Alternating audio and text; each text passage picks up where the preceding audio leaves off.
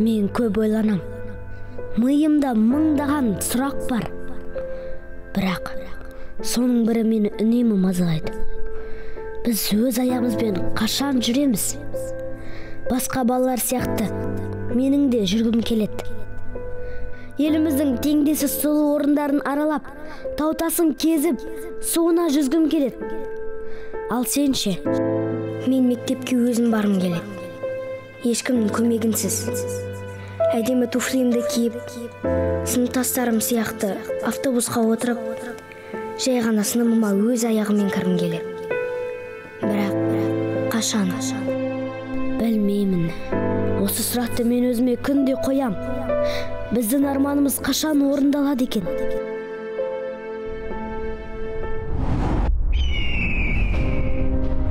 Арман. Адамды алға сүйреп көңілге демеу, жанына медеу болар құдіретті күш. Армансыз адам қанатсыз құспен тең, ал оның жүзеге асу тетігі игі істер мен қайырымды жандардың көмегіне тікелей тәуелді. Осылайша сауапты істің себепкері боп, тағдыр тауқыметін тартқан талай жанға қол ұшын созып жүрген ұйымдардың бірі Самұрық Қазына Траст әлеуметтік жобаларды дамыту қоры. Ол биылдың өзінде ғана халықтың әл-ауқатын арттыру мақсатында Самұрық Қазына құрамындағы Қазмұнайгаз, Қазатомөнеркәсіп, Қазақстан темір жолы, Қазақтелеком, Кегок, Самұрық Энерго, Эйр Астана, Қазпошта, Қазақгаз, Таукен Самұрық, Самұрық Қазына өңдеу, Қазақ Эйр, Самұрық Қазына Констракшн сынды жүйе құраушы компаниялардың атынан 40-тан астам әлеуметтік жобаны іске қосты. Бұл ретте қайырымдылыққа 10 миллиард теңге қаражат жұмсалды.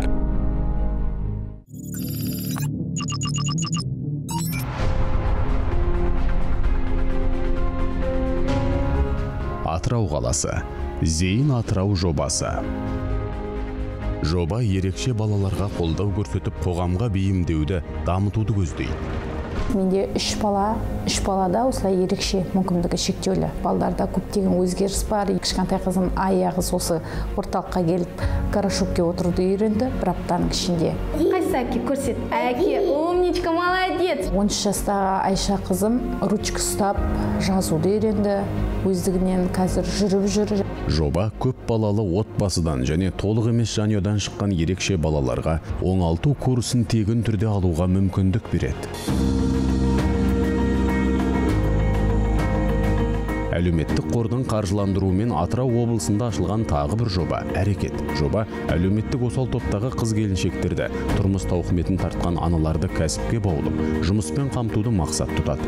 Бүгінгі таңда әрекеттің көмегімен 100-ге тарта келіншек 5 түрлі мамандықты меңгеріп келеді. 380 заявка түсті. 380 заявканың ішіне 100 әйелді біздер таңдап алып, комиссия мүшелерімен нарыққа байланысты 5 мамандық оқытып жатырмыз. Бұл 5 мамандық тігін, шаштараз, аспазшы, кулинар, сосын клиник. 6 апта оқытамыз. Бітіргеннен кейін өзінің мысалы тіккен көйлегін, пісірген тортын, мысалы жасаған тағамдарын қалай сату керек, солардың бәрімен таныстырып, сондай тренинг курстарын өткіземіз.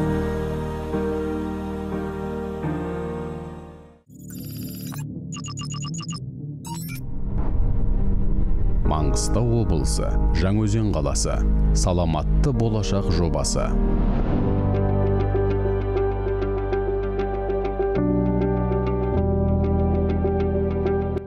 Саламатты болашақ. Бұл Самұрық Қазына компаниялардың барша Қазақстан халқына, оның ішінде Жаңаөзен жұртшылығына тарту еткен теңдессіз жобаларының бірі.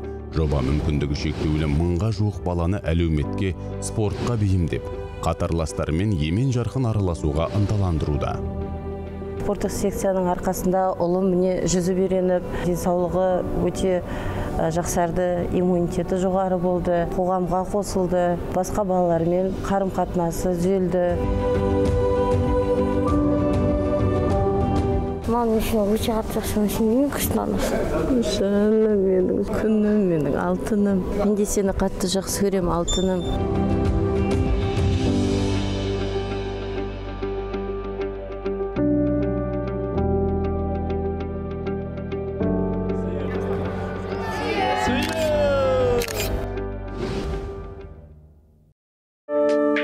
Быйыл Самұрық Қазына компаниялар тобының бірыңғай қайырымдылық операторы арқылы Маңғыстау облысындағы 3 бірдей жалпы білім беретін мектеп жабдықталып, жаңа 1756 парта және 12 интерактивті тақтамен қамтамасыз етілді. Осы панельдердің арқасында мұғалімдердің жұмысы жеңілдеді, күнделікті сабақтарын дайын платформалар арқылы тиімді әдіс-тәсілдерді осы панельден көрсетіп, әрбір мұғалім өз сабақтарын қызықты өткізуде. Қазіргі таңда мектебімізде 32 түлек бар. Осы түлектер ұлттық бірыңғай тестілеуге дайындық жұмыстарын осы панельдер арқылы күнделікті жүргізіп отыр.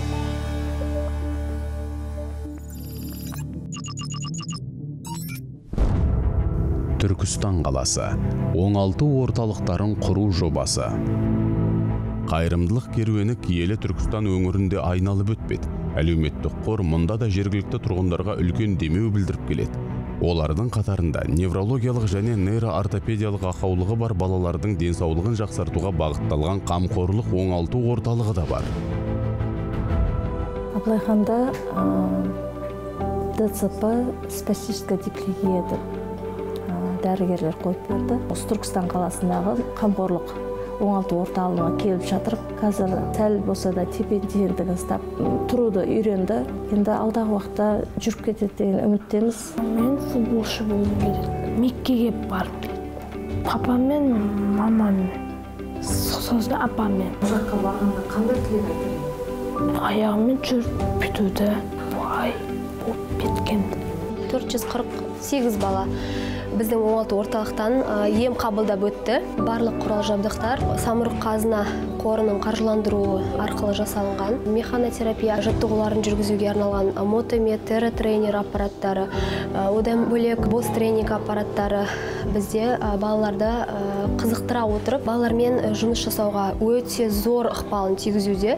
Аллах барлық балдарға шипасын берсін. Ауруларын жеңіп кетсін.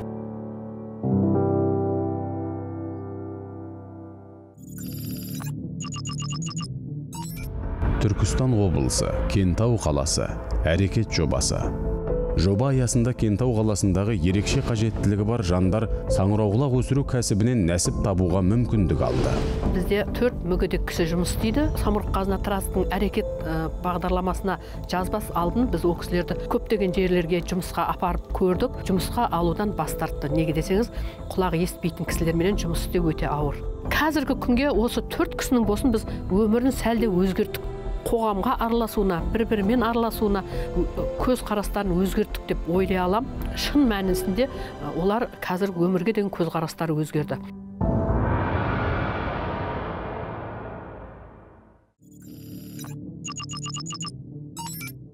Өскемен қаласы, жеңіс жобасы.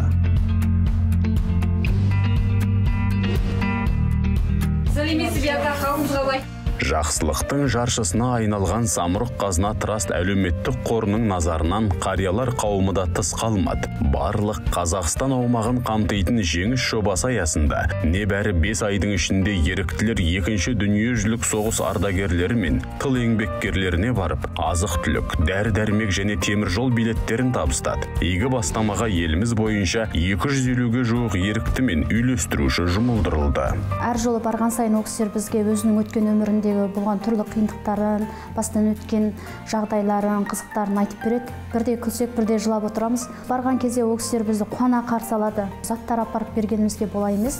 Әрине біздің ол кісілердің үйіне барып хал жағдайын біліп, жүздесіп жатқанымыз ол кісілердің көңіліне бір жақсы бір сезімдерді ұялатады. Ал балаларым, рахмет. Келгендеріңе, әкелген подарктеріңе рахмет. Жақсы болыңдар. Аман болыңдар. Қордағы әрекет қайырымдылық жобаларының игілігін Өскемендегі Страна чудес аутизмі бар балаларды оңалту орталығы да көріп, 2 сенсорлық интеграция кабинеті жабдықталды.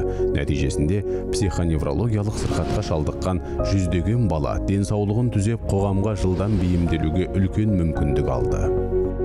В этом году нашей организации посчастливилось выиграть грант при поддержке фонда «Самрук-Казына» на оборудование 2 залов сенсорной интеграции. Наш грант был успешно реализован, и сегодня у всех наших воспитанников есть возможность получать коррекционные занятия как в индивидуальной, так и в групповой форме.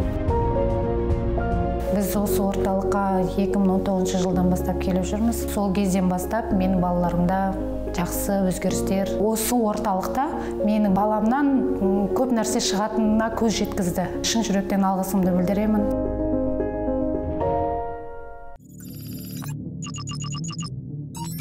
Алматы қаласы. Балаларға өмір сыйла. Жетімсіз Қазақстан. Аутизмді жеңеміз жобалары. Самұрық-Қазына Траст әлеуметтік қоры Алматы қаласында да ауқымды жобаларын жүзеге асыруда. Бұған сирек кездесетін сырқатқа шалдыққан балаларға көмек беруге бағытталған балаларға өмір сыйла жобасы, ата-анасының қамқорлығынсыз қалған балаларға заңдық қолдау көрсетуге арналған Жетімсіз Қазақстан және аутизм дертіне душар болған жанұяларға жәрдем беруді мақсат тұтқан аутизмді жеңеміз жобасы дәлел. От всех наших родителей, от всего нашего проекта выражаю огромную благодарность. Говорю вам, пойте. Пойте, когда вам хорошо. Пойте в переполненных троллейбусах. Пойте в глаза тому, кто вас ругает. Что же вы молчите? Пойте!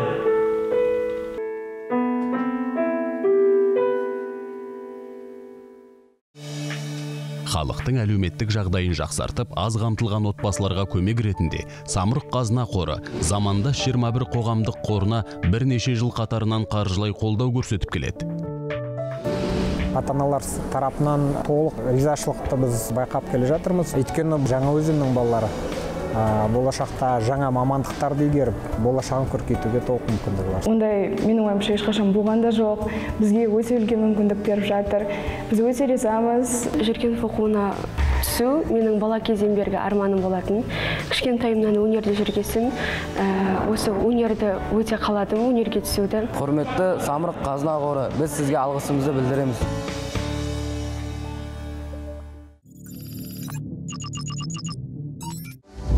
Астана қаласы. Сөйле KZ жобасы. Ел игілігі үшін қызмет етіп келе жатқан қор мемлекеттік тілдің мәртебесін көтеру мақсатында Сөйле KZ жобасын іске қосты.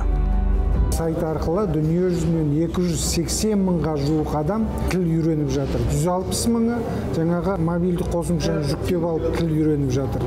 Мен Сөйле KZ-пен қазақ тілін үйреніп жатырмын. Қазақ тіл маған жұмысқа керек, мен қазақ тілін жақсы көремін. Халықтың әлеуметтік жағдайын жақсартып, аз қамтылған отбасыларға көмек ретінде Самұрық-Қазына қоры замандас 21 жобасына бірнеше жыл қатарынан қаржылай қолдау көрсетіп келеді. Бірге жасап отырған осы әлеуметтік жұмысымыз қоғамымызға, мемлекетімізге керек нәрсе. Бақытты жанұялар көп болса, біздің мемлекетімізді бақытты болады деп ойлаймын. Замандас клубына, театр студиясына 2-ші жыл қатысып жүрмін. Бірнеше ай бұрын Жамбыл Жабаев туралы полуметраждық фильмде түскенмін. 2-ші рөлдегі актерді сомдадым. Ел азаматтарына сапалы медициналық қызмет көрсетуді көздеген Саламатты Қазақстан және жәрдем пойыздарының да Самұрық-Қазына Траст қорының көмегінің арқасында жүзеге асқаны аян. Медициналық пойыздар биылдың өзінде еліміздің 147 бекетінде болып, 80 мыңға жуық адамға жәрдемдескен. Келсем бәрі бар екен, мұнда лабораторияда бар, УЗИ секция бар. Бізге ең керек нәрселердің бәрін очередсіз өтетін болдық, соған қуанып тұрмыз.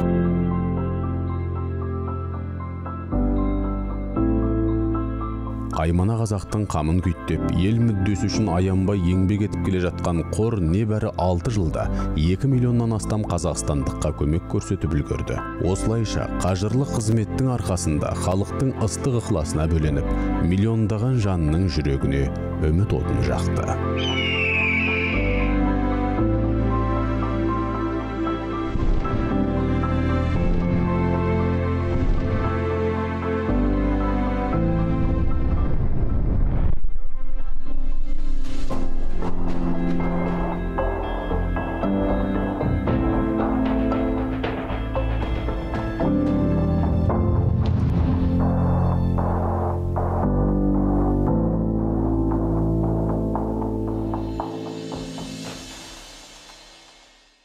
Раз, два, три. Хоп, встала.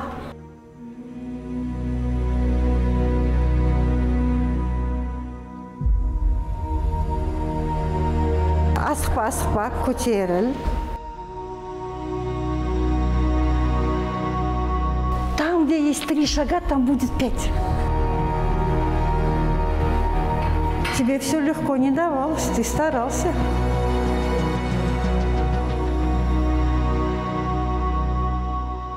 Хорошо. Видишь, левая рука, правая нога. Не торопись, не торопись.